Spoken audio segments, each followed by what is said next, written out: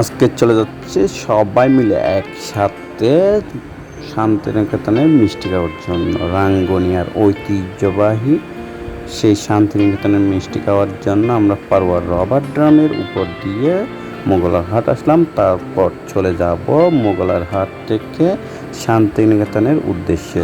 আমরা সবাই একসাথে বলতে বলতে চলে এলাম শান্তিনিকেতনের সামনে, শান্তিনিকেতনের মোড়ে। এখন চলে যাব শান্তিনিকেতনের ঐতিহ্যবাহী দোকান মিষ্টির ভান্ডার নামে এই দোকানটিতে, যেখানে আদর্শ সুন্দর সুস্বাদু রসালো মিষ্টি পাওয়া যায়। মিষ্টির ভান্ডার দেখুন, ঢোকার সাথে সাথে দেখতেছি অনেক মানুষ এবং অনেকগুলো মিষ্টি একসাথে, সাথে আছে জিলাপি, নিমকি, সব একত্রে অনেক ধরনের মিষ্টি পাওয়া যায়। এখানে অনেকগুলো প্যাকেট করাও আছে। এখানে দেখুন অনেকগুলো প্যাকেট, অনেক কাস্টমারও আছে। সবাই আসছে শুধু মিষ্টি খাওয়ার জন্য। এই মিষ্টির একটা ডাকনাম আছে, আর এইগুলো খাওয়ার জন্য রাজন ভাই মহা খুশি। দেখুন শান্তিনিকেতনে মিষ্টি খাওয়া অনেকদিন পর। হিরো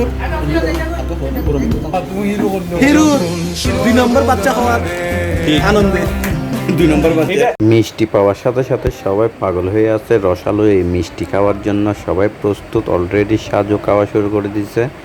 হিরো ভাই অলরেডি 4-5টা পাউরুটি নিয়ে বসে আছে, মিষ্টির ঝোল দিয়ে এই পাউরুটি খাবে।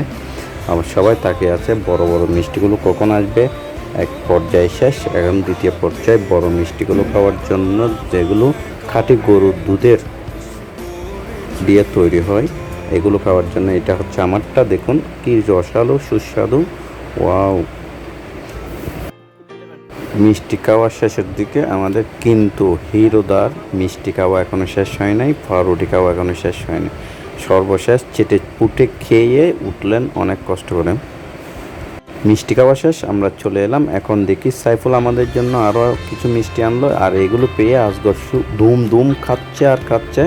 5-6টা খাওয়ার পর তার মনটা শান্তি হলো এবং সে বসলো। তারপর আমরা সবাই একটা করে খেলাম, আবারও মিষ্টি খেলাম। এটা হচ্ছে উদ্দেশ্য। সাইফুল নতুন বিয়ে করছে, সেজন্য আমাদেরকে মিষ্টি খাওয়াচ্ছে। তাই আমি সাইফুলকে একটা মিষ্টি দেওয়ার চেষ্টা করতেছি, কিন্তু সে নেবে না, সে নিজে একটা খাবে।